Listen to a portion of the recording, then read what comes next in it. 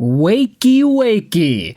It's Friday, my friends, which means the Montreal Canadiens are coming back to the Bell Center, up 3-2 in their first-round Stanley Cup Playoff series against the Tampa Bay Lightning, with a chance to advance to the second round. If they do so, they will play the winner of Buffalo versus Boston. Right now, the Sabres have a 3-2 lead. Could you imagine a series between the Montreal Canadiens and the Buffalo Sabres in 2026? Both of these teams' fan bases would be going ballistic. But with that in mind, let's focus on Montreal so far. Heading into this game number 6, an all-important Bell Center contest, and dive into some of the notes, dive into who's doing well, who has been providing the most positive results on the team. We actually have ourselves a post made on the Habs subreddit by Lex Luthor. I'm not too sure if this is that same individual that builds super suits for himself and wants to get as much kryptonite as possible in order to shy away from all these aliens that are coming over to Earth, but here is a list of the Montreal Canadiens' game score in the first round so far. This is, if we zoom in over here, the game score breakdown of the Habs so far in the first few games of the series. These numbers are compiled from Hockey Stats and naturalstattrick.com.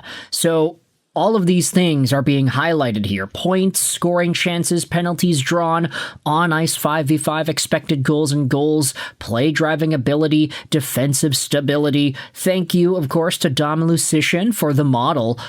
But if you take a look at who has been providing the highest Montreal Canadiens game score so far, the number one guy is Zachary Bolduc with a 9.47 ranking. You see this middle line that goes right down the center. You want to be on the right side of this line, because that means you're providing more positive value than negative. Bolduc is essentially providing no negative value, if you look at it like this. No surprise to anybody, but the Bolduc-Texier-Doc line is the number one line, with a 9.47, 8.14, and a 7.88 respectively between those three guys. Meanwhile, maybe a little bit more surprising here, Slavkovsky, Suzuki, Caulfield are listed as the second best line.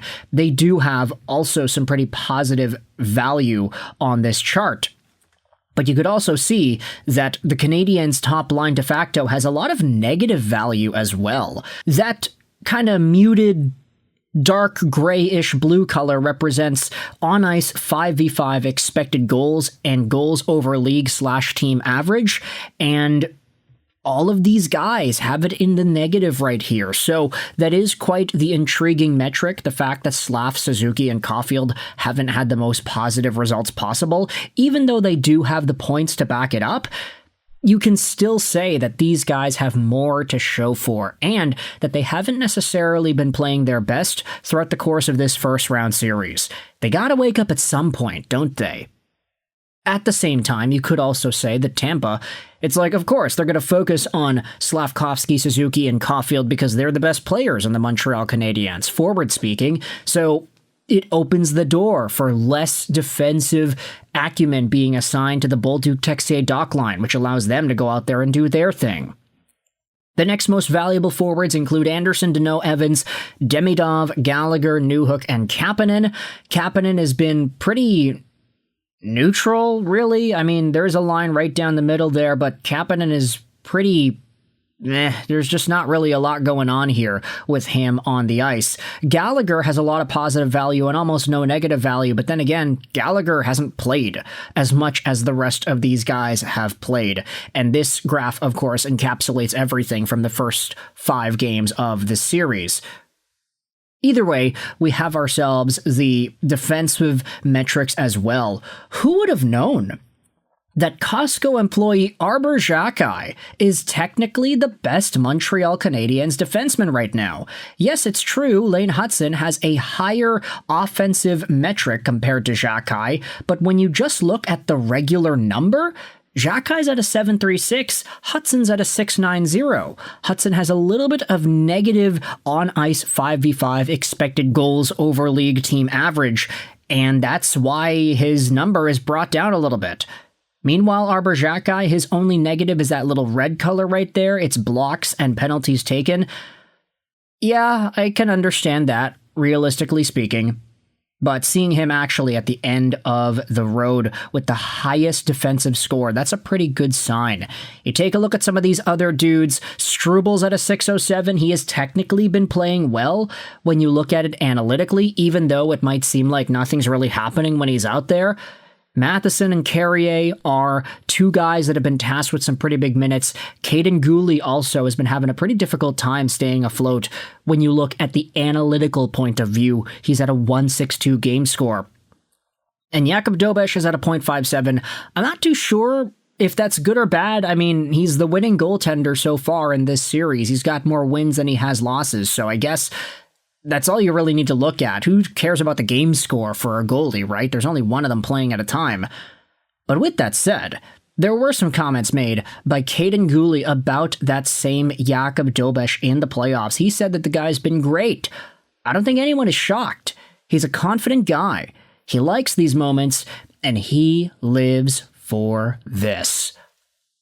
And not surprised indeed. Honestly, we had mentioned this before, but Jakub Dobeš has a little bit of that Patrick Waugh energy to the way he conducts himself on the ice, off the ice. Who knows if he's one or two bad games away from totally abandoning the Montreal Canadiens. I would hope that that's not the case, that he has a little bit more patience than that, but also it's a different time, so I can give Patty Waugh the pass, I guess.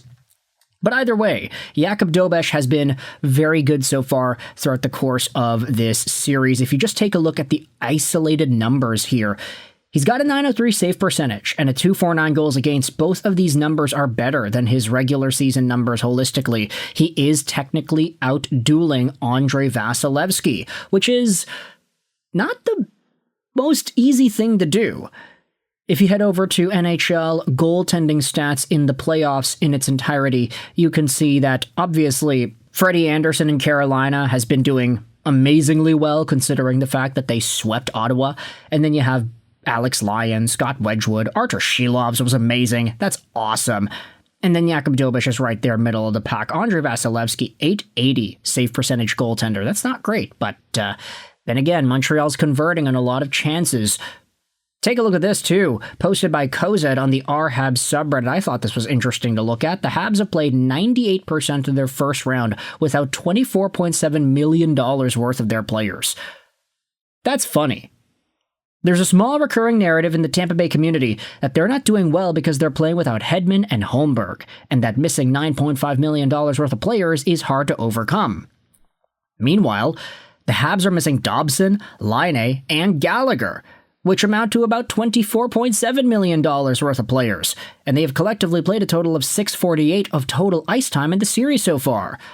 Hudson and Demidov are on ELCs, but Tampa Bay also has Geeky and James on ELCs, so that cancels out.